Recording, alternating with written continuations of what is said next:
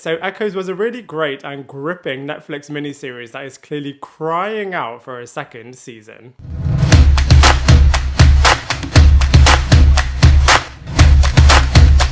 What is up, everybody? Welcome back to my channel, Lifestyle Critic. I hope you're having a brilliant day. So in this video, we are going to be reviewing the brand new Netflix miniseries, Echoes, which is a psychological thriller that is currently viewed as a bit of a miniseries, but I am thinking that they are desperately trying to get a second season for this, as it just has such a wicked open-ended finale. But even if it doesn't get a second season, I feel like it ended in a really, really intriguing way.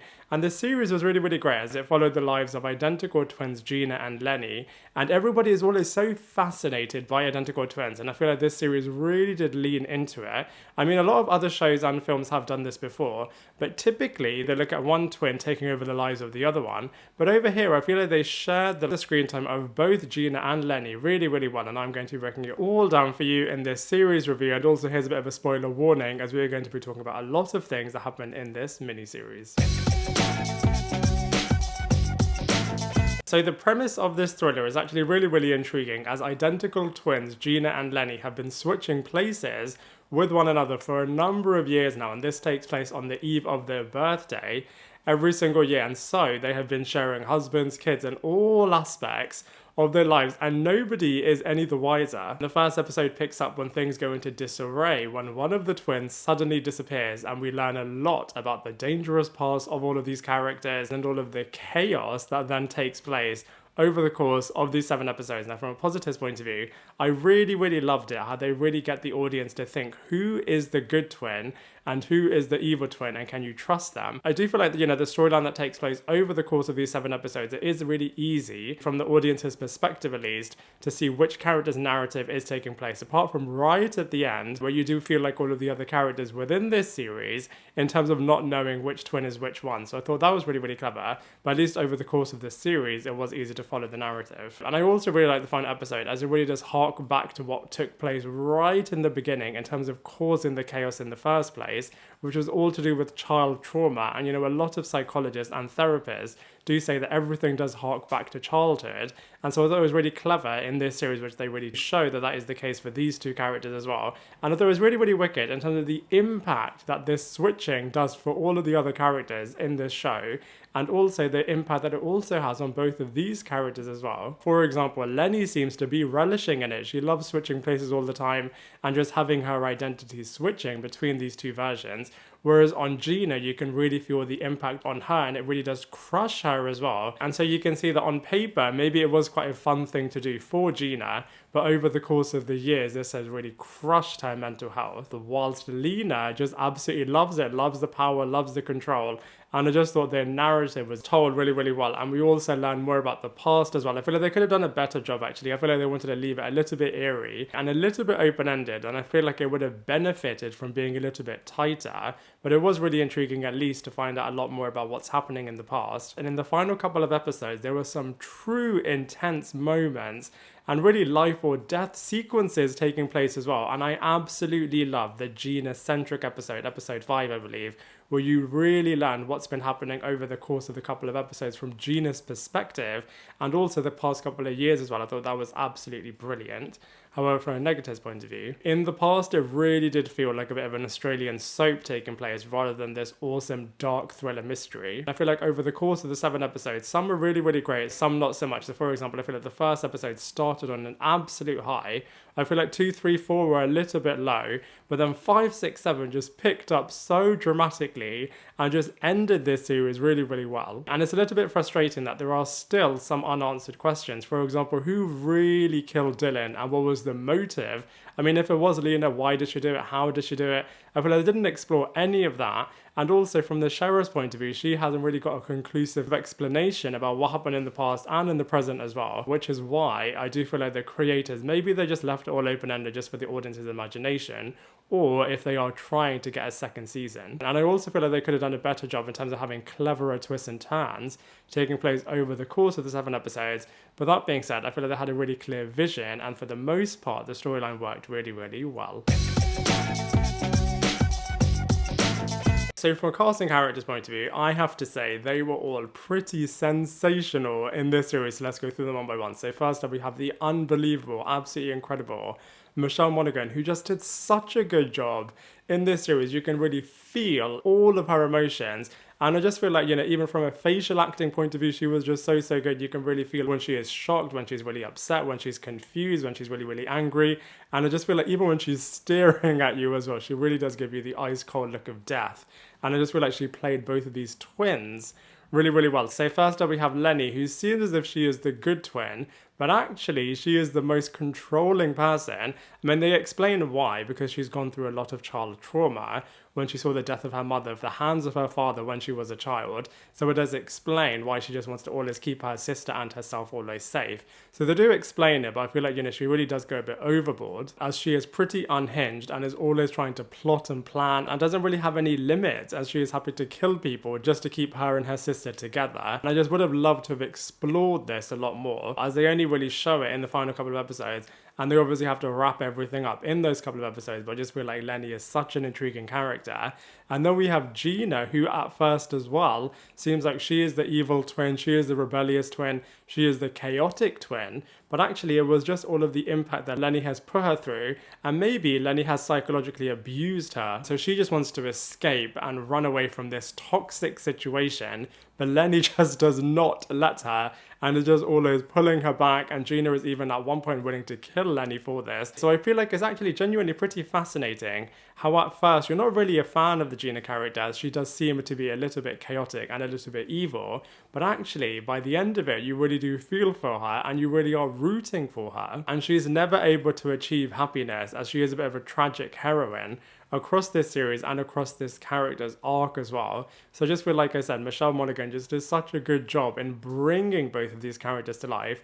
Next up we have Matt Bomer, who I'm also a really, really big fan of, and he does such a good job as the Jack character, always abused as well at the hands of Leni and Gina. And he was just so excellent, as you really do sympathize and really feel his pain. And you also just want this guy to be happy, as he just always has dreamed of having a successful farm, and he's obviously going through a lot of financial hardship. So I just feel like they wrote this character really, really well, as he's always just a bit of a victim, and you do really feel for him as well. We've also got Dylan, played by Jonathan Tucker, another tragic character that has always wanted to be happy as well, but through the hands of Leni, this character has just been destroyed a number of times, both when he was young and quite literally when he was older as well. Has always wanted a life with Gina, but obviously Leni just doesn't want to see anybody with Gina unless she has written this into her version of what their reality should look like. So I just feel like the Dylan character is also a bit of a tragic character.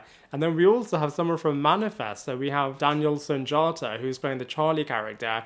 I really like this character. I feel like he was really, really wicked in the first episode when you see him and Gina, and you just kind of learn a lot about their glamorous life in LA. So I would have loved to have seen a little bit more of this. But Charlie's always been a true pillar of support for the Gina character, even though her heart was really with Dylan.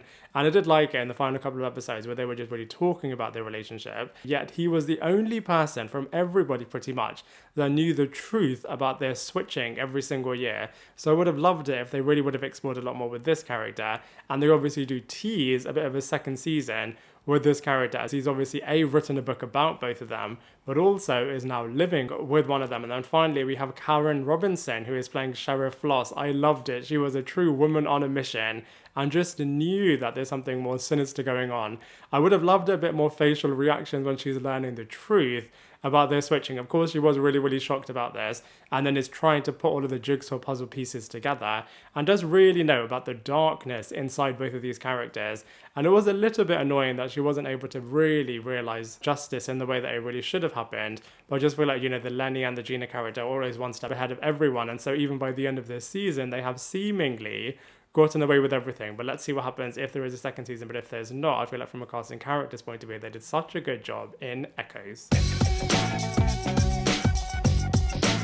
So from a visuals point of view, I feel like Echoes looks really, really good. They clearly have a very specific color palette in mind, as it looks really, really washed out and really, really eerie. So I feel like, the forest setting in Australia is a really, really good backdrop for this series. And they have some wicked action sequences, like I said, especially taking place in the final couple of episodes. I mean, that water sequence where they are by the waterfall, so obvious that they were just in front of a green screen. And I feel like the shows and movies that have one character playing two characters can look a little bit jarring at points, but I feel like for the most part they did a really, really good job in having Michelle Monaghan playing both of these characters. And it really has got that small town vibe and you really can feel a little bit claustrophobic at points, but it also just works for the setting that they are creating in Echoes.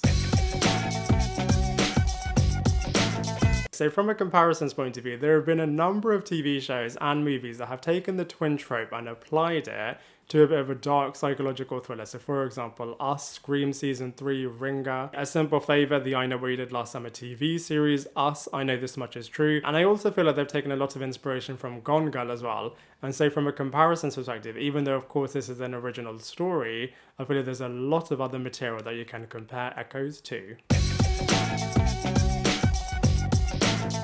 So many characters died across the 7 episodes of this series. Obviously in the penultimate episode, we saw that the father died, and then we also learned that actually the thing that spiraled the Lena character out of control was seeing the death of her mother by the hands of her father, which really did spiral her into having a lot of child trauma, which has just made her so controlling over the Gina character. And she just can't stand anything happening with Gina that she hasn't got planned for her. And all these didn't really like the Dylan character, and so started the church fire to really get Dylan out of her life. And it seems as if she also did this once again in their present time. And of course they had their epic fight in the waterfall, and it seemed as if Dina had died, but actually by the end of this series both of them survived, and both of them got to leave the Echoes town and then just do whatever they wanted to do with the rest of their lives. So I feel like it was really interesting in terms of how they left it really open-ended, and it seems as if one of the twin members is now with Charlie, or maybe they're both back in LA, maybe they're now friends again, maybe they're going to be switching again.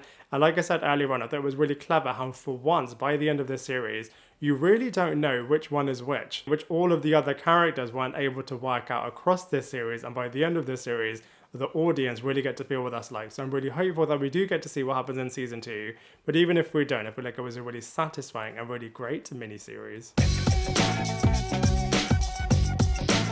So overall with Echoes, I feel like it was a really strong miniseries. I wasn't sure what to expect from it going into it, but it really surprised me. I thought the first episode was absolutely brilliant, literally hooked me straight in there. But then I feel like 2, 3, 4 were a little bit weaker, but 5, 6, 7 was so good. Loved the Gina-centric episode, and everything was just super accelerated in 6 and 7. Everything that they had set up over the first 5 episodes, they were just able to totally capitalize on that right at the end, which I thought was really strong. There were loads of WTF moments, and they didn't fully wrap up everything, but like I said, maybe they did this on purpose, as they either wanted to leave this to the audience's imagination, or they are hoping for a second season to kind of see what's going to happen next with the craziness of the Gina and the Leni characters. I hope this series gets the recognition that it totally deserves, and so for all of those reasons, I'm going to give it a solid 7 out of 10. Now I'd love to hear what you thought of Echoes, so please let me know in the comment section below. Otherwise, I look forward to seeing you in my next video.